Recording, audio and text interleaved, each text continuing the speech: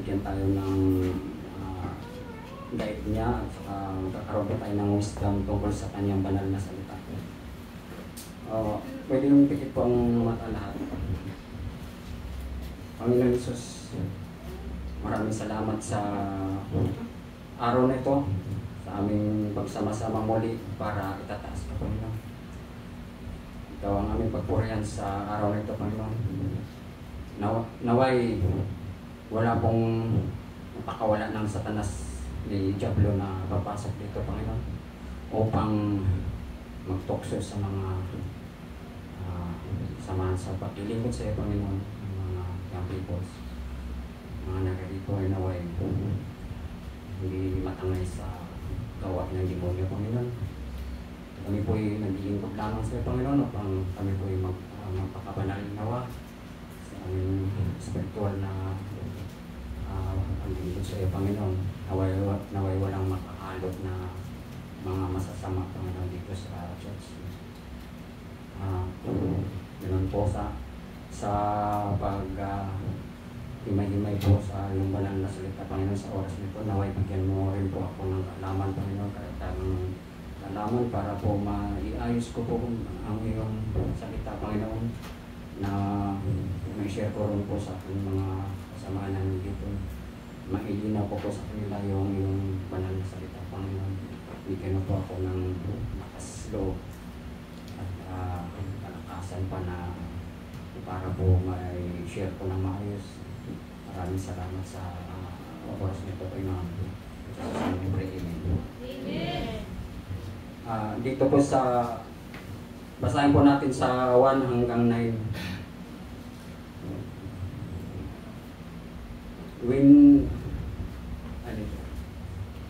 So, pwedeng makisabay hanggang 9.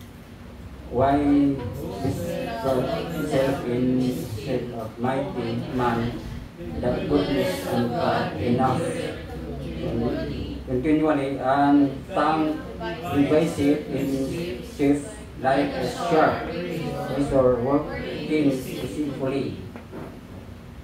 Thou love good, brother is righteousness, Sela. Tapos,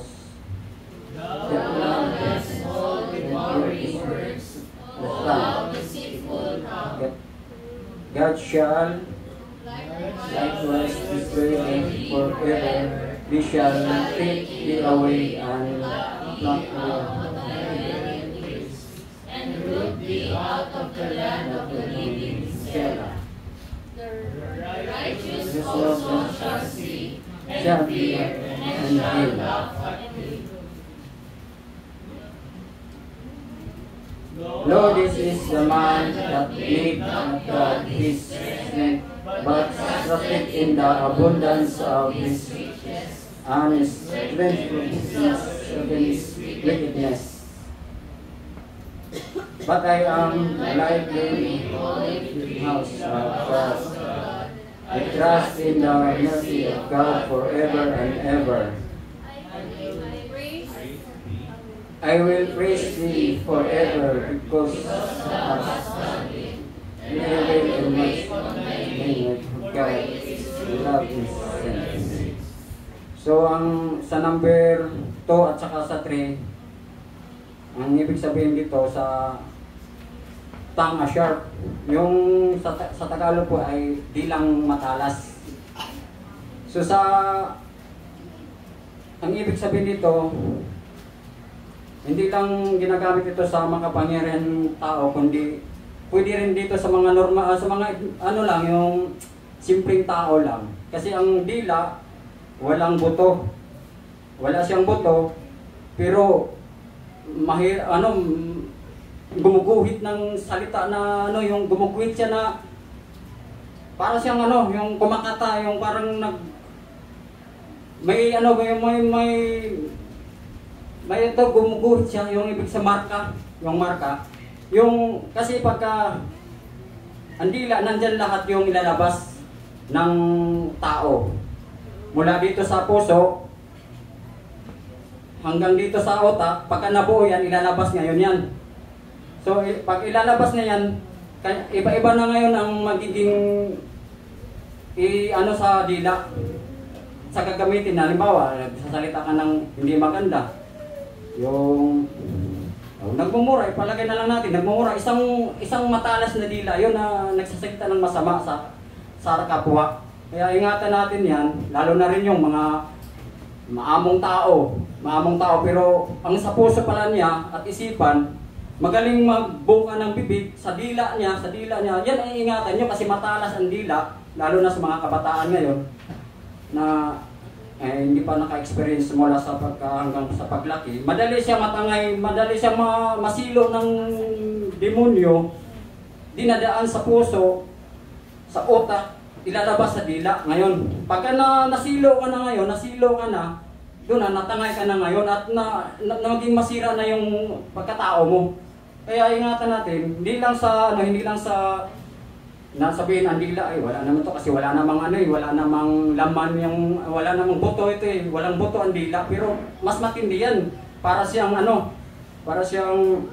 nandito sa ang hinalimbawa lang kasi dito yung isang makapangyarihang tao na nagsasabi, who boasted thou thyself in chief Almighty man, the goodness of God endureth continually. So ibig sabihin, ang nakalagay sa ang ibig sabihin sa Tagalog diyan na bakit ka naghahambog o makapangyarihang tao? Sabi, bakit ka naghahambog?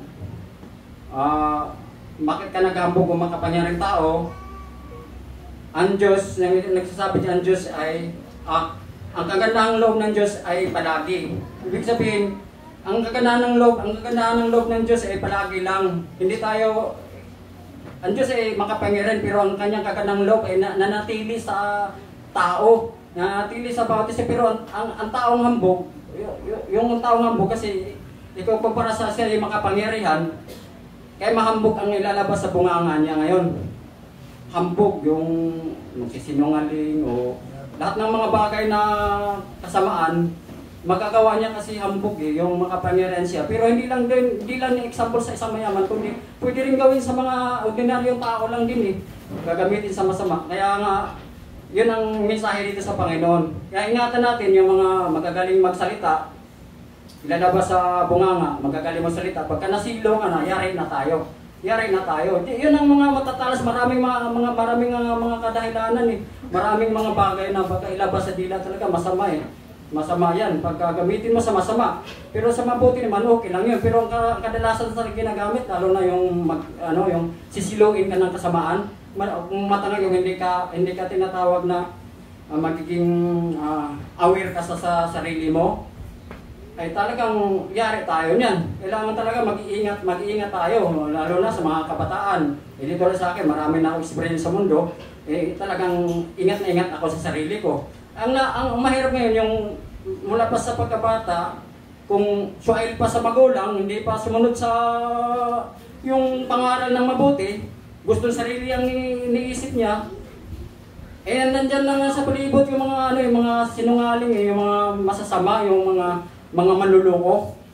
Mga manluloko nandyan lang yan pagka hindi ka wise, hindi ka aware, yung pag-iingat sa sarili mo, hindi ka wala kang ganon, ayari na. Ang magulang di na lang tayo lalayo, sa mga anak ko na lang nandyan nandiyan mga anak ko.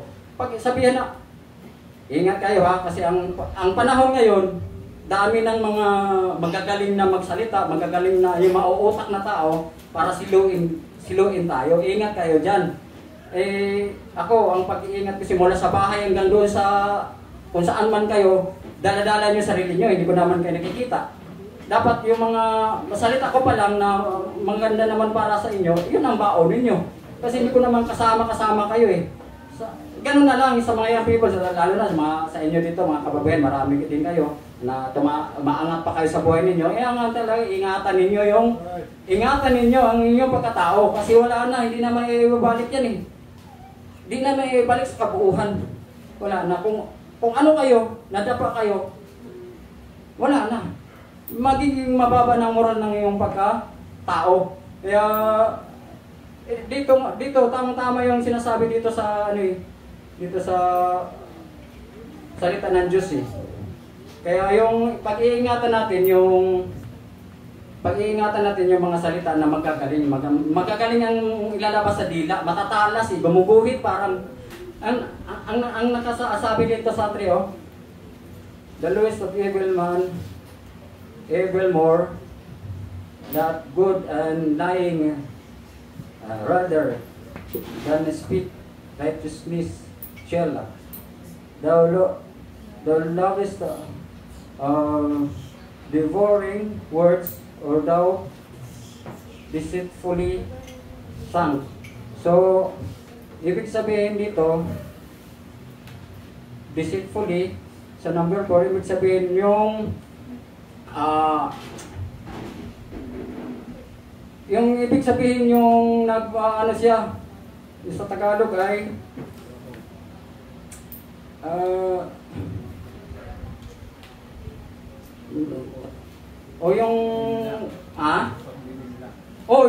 tawag dito, yung mas matindi pa doon sa sinasabi niya sa Tagalog ano ko lang sa number 4, iniibig mo ang lahat ng mananakmal. Yung mga mananakmal na salita, iniibig mo ang mananakmal, yung deceitful, yun eh. Yung devouring words and deceitfully sunk. Yung mananakmal, deceitfully, yung tinatawag mananakmal na salita. Yun ang ibig sabihin yan. Kaya ingatan natin talaga yan kasi matindi yan eh. Matalas siya. Matalas na dila. Matalas ay nalabas sa dila. Para siyang blade na gumuguhit siya. Kumakata yung gumuguhit ng gano'n, no? Salita, kumakata yan. Kaya ingatan natin yan siya para mabantayan natin yan, mababantayan. So, dito naman sa 5, God shall likewise destroy the forever, He shall take thee away and pluck thee out of thy dwelling place and root them out of the land of living shall. Ang ibig sabihin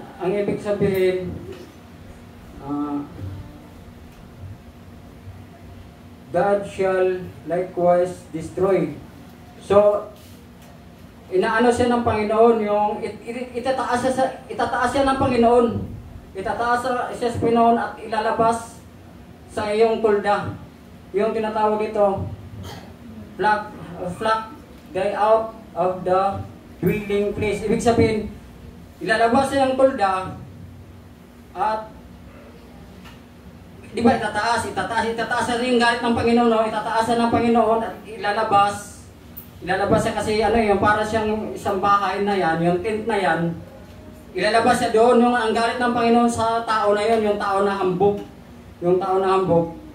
itataas siya ng Panginoon at ilalabas at bubunutin siya dito, bubunutin siya sa lupain na may buhay, yung tinatawag na dwelling place and root this out of the land of the living shall. Ibig sabihin, ilalabas siya doon sa tulda, yung galit ng Panginoon sa taong hambog eh. Yun ang matinding galit sa tao na yun. Ilalabas siya ngayon, nung ilalabas na siya, itataas mo na siya sa Panginoon, itataas mo na siya ganun.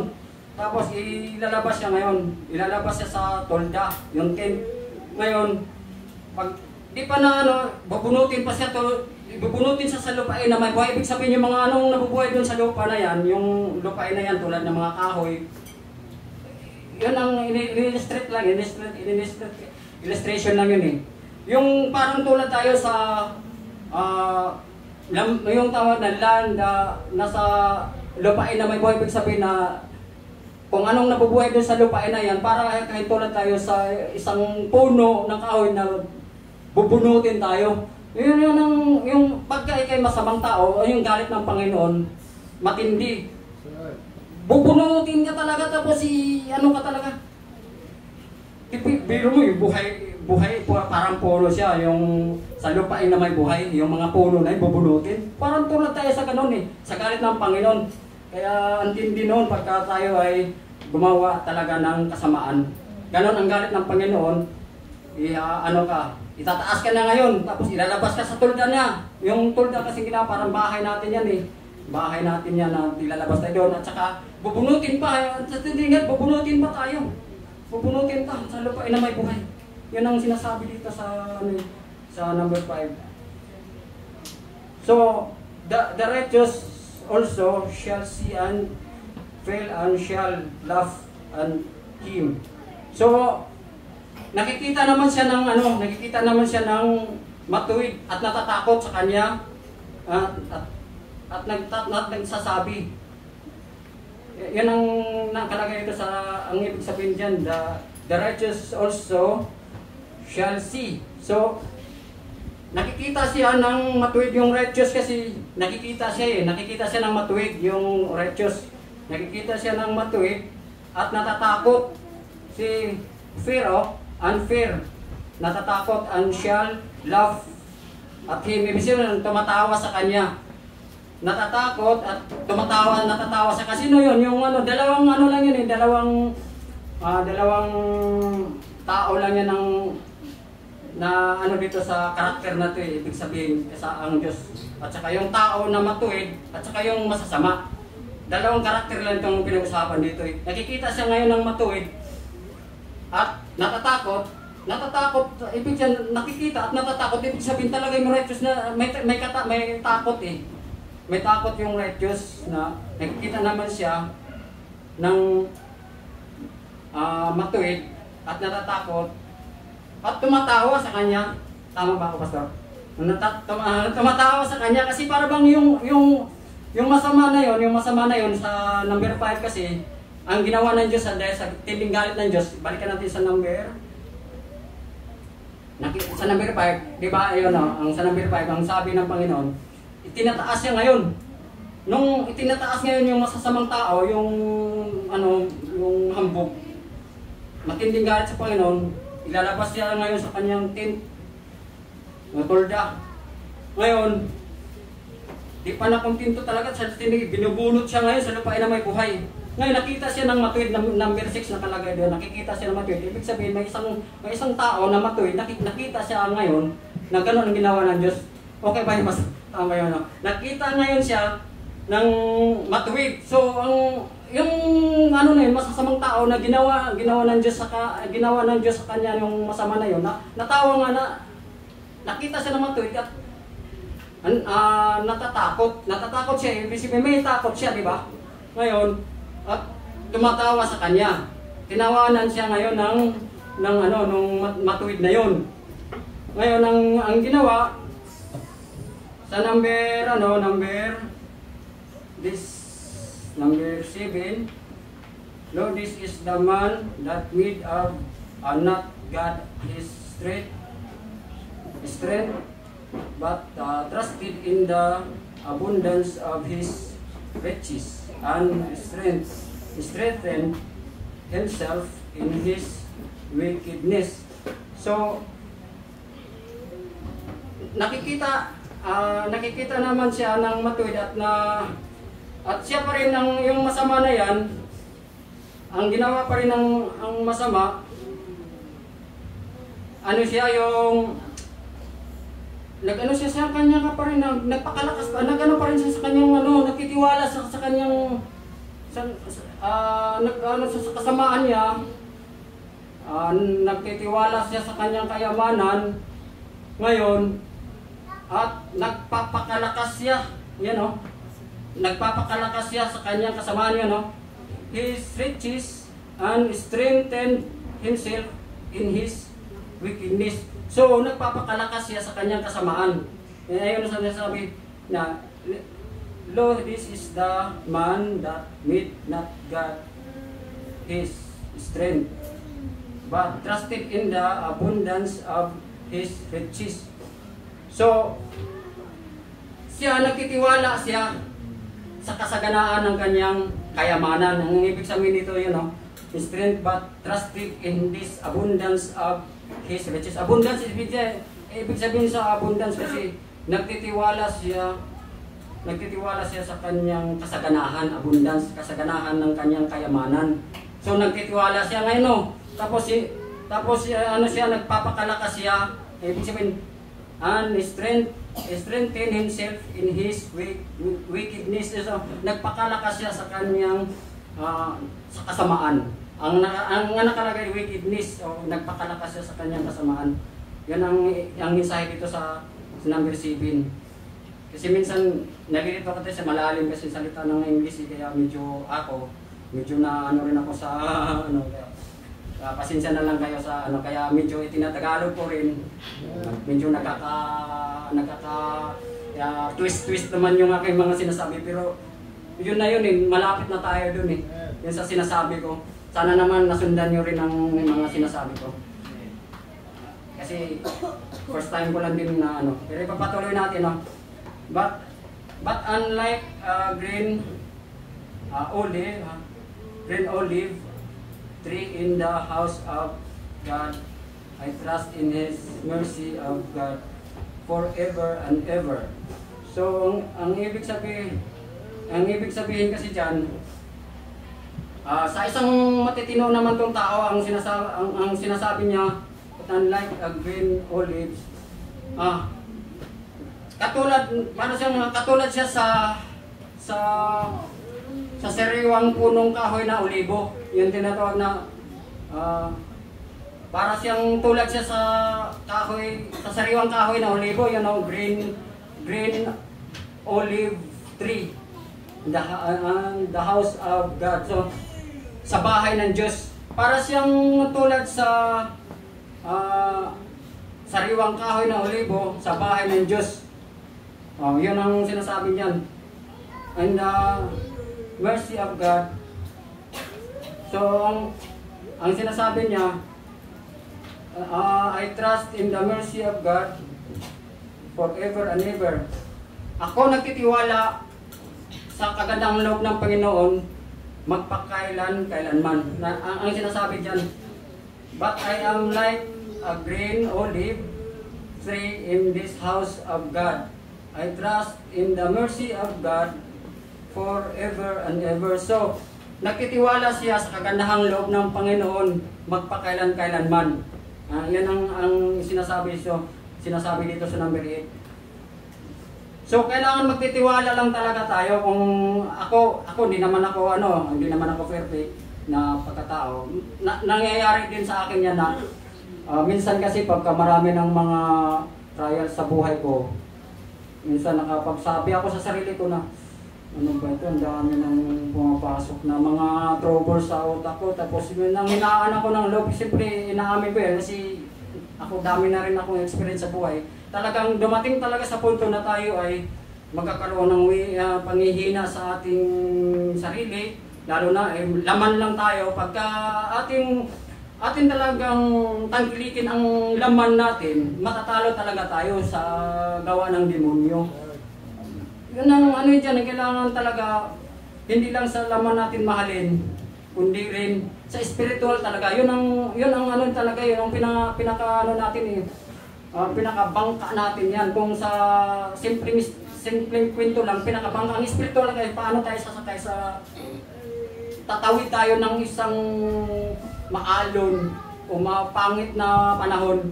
Kailangan yung bangka natin tulad sa isang makikipagrelasyon sa Panginoon hanggang makarating tayo doon sa ating pararoonan. Kailangan natin gabay ang banal na Espiritu ng Panginoon. Yung talagang kapit talaga tayo sa Espiritu kasi nandyan na sa palibot yung tukso at saka masama, magagaling magsalita. Magagaling ang dila, ginagamit yan nagkaka-connected yan sa puso, isip at saka ilalabas sa bunganga yan, gumuguhit yan. Gumuguhit na kumakata talaga ng salitang mananakmal na salita Mananakmal na salita yan. Paano ka masilo, paano ka makagat, parang leon yan. Kaya tayo mag-iingat tayo sa bawat isa sa atin. Tulad sa inyo, agwat natin sa edad natin. Tulad sa inyo mga kabataan kasi kailangan ninyo pakikinggan ninyo ang matatanda sa inyo. Ang mga matatanda kasi may kanya-kanyang experience sa buhay. Tulad sa amin na lang, example, pastor, si brother Jim, si sister. Maraming mga kanya-kanya kaming mga pinagdaanan sa buhay, pero hindi kami pare-paras, pero may mga experience na amin na ano na talaga, na pagdaanan namin na kailangan i-share din namin sa inyo.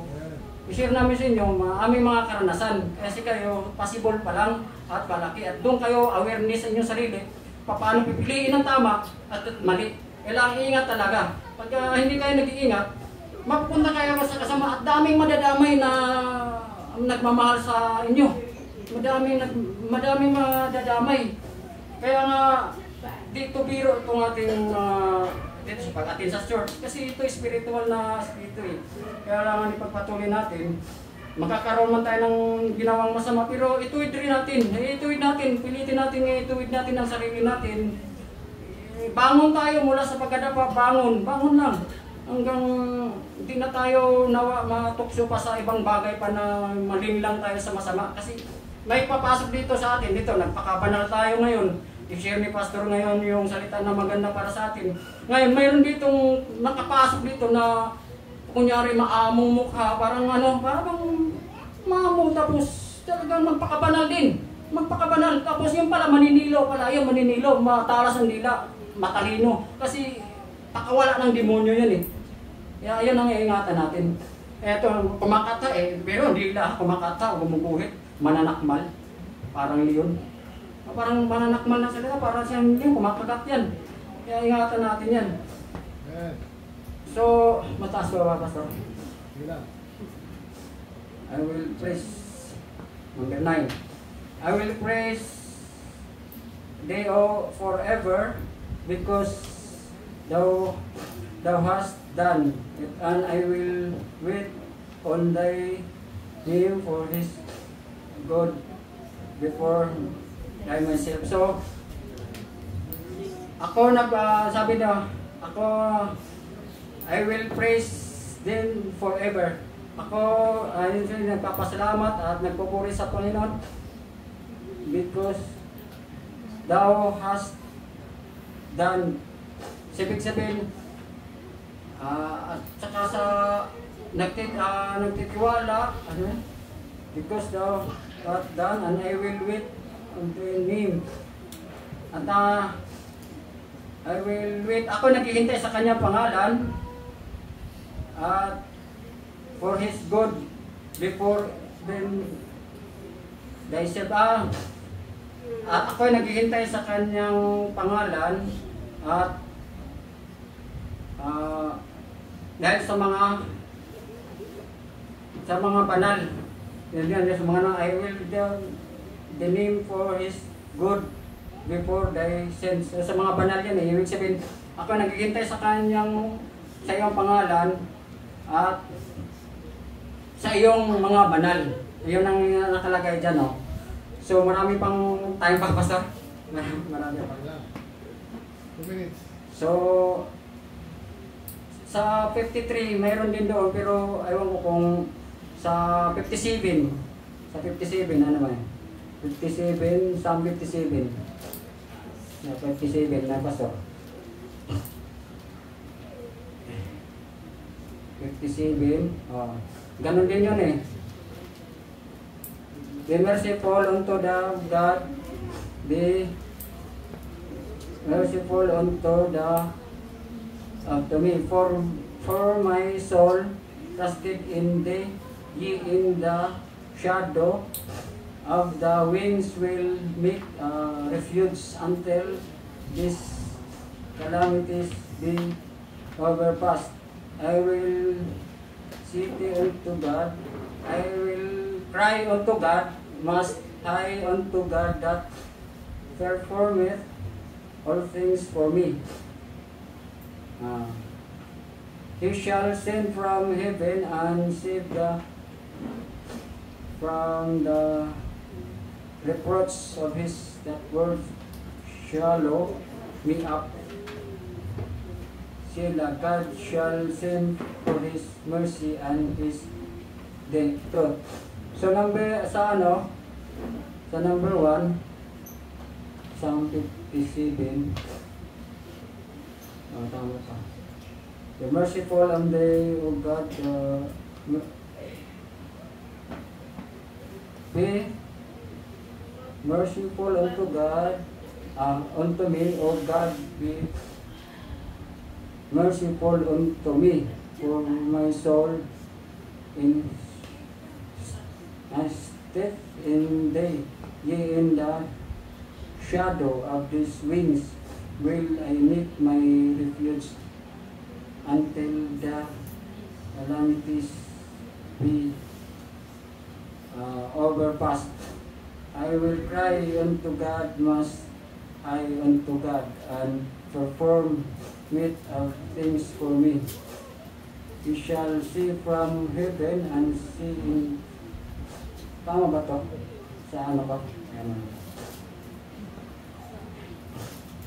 Na wala yung ano ko. Psalm 57 verse 4. Verse 4. Ito, number 4 lang. My soul is among lions, and I lie even among them that are set on fire, even the sons of men, whose feet and spurs and arrow, and their tongue a sharp sword. So isang puntos din dito yung sinasabi dito sa Psalm 57 verse 4. Ganon din makikita dito yung ano, yung tongue a sharp. Tongue a sharp, yung tibi siya matalas, di lang matalas. Kadugtong yan dun sa 52, sa Psalm 52. Kadugtong ito, yung pinakapuntos, dalawa lang to yung puntos dito, yung tongue a sharp, di lang matalas. Kasi my soul is among lions. So ang ibig sabihin doon yung ang kaluluwa natin ay palibutan sa mga leon, Ibig sabihin yung mga leon, kung sa literal natin yan, sa literal lang natin na ano, ibig sabihin yung leons kasi symbolizing doon sa mga ano yun, yung mga taong mga masasama. Ano na, para pang minahan, tulad ko lang doon yung sa mga leon na yun, nandoon yung kaluluwa. Ang kaluluwa natin, nandoon. Tapos napaligiran tayo ng mga leon. Mga leon na yun, kasi tulad doon sa mga tataong grupo ng mga masasama. Yun yung ibig kong ano doon, yung para pang ganun ba para sa pastor. So, and even among, my soul is among lions, and I lie even among them and are set on fire. So, nakaano tayo, nakapaikot tayo doon sa, nakapaligid yung apoy sa ano, nasa gitnaan yung espiritu, yung kaluluwa.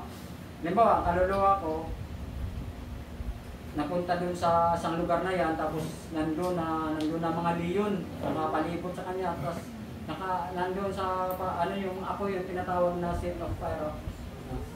Even sons of men are set on the fire, even the sons of men whose set are spurs. So, nandoon yun nga, yung tinatawag na yung ang mga anak ng tao,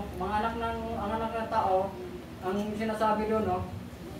Even the sons of men whose teeth and spurs, parang ano yung ang dila, yung para ba siyang ang dilang, para siyang swords, yung spear, yung parang sibat at saka yung ano, yung parang espada, yung swords. Yung kahit tulad ng dila na yan, yung tulad naman dito tulad sa isang sibat at saka yung sa espada. Dati noon sa 52, yung sa 52 naman ang sabi doon sa dila. Sa ano naman yun, yung pinatawag yung pag nagsasalita ka ng masasama. Kasi sana dito masyadong na yan. So, maraming salamat sa... ang title pala niyan ba? Ha? Anong title? Di lang matalas, pastor, yung tongue a sharp. Okay. Tongue a sharp siya. Di lang matalas. Oo.